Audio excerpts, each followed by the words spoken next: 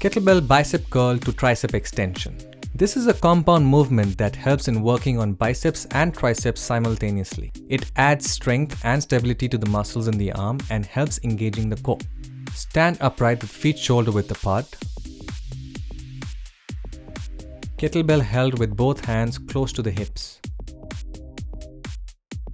Raise kettlebell close to the chest without moving the upper arm and hinging from the elbows.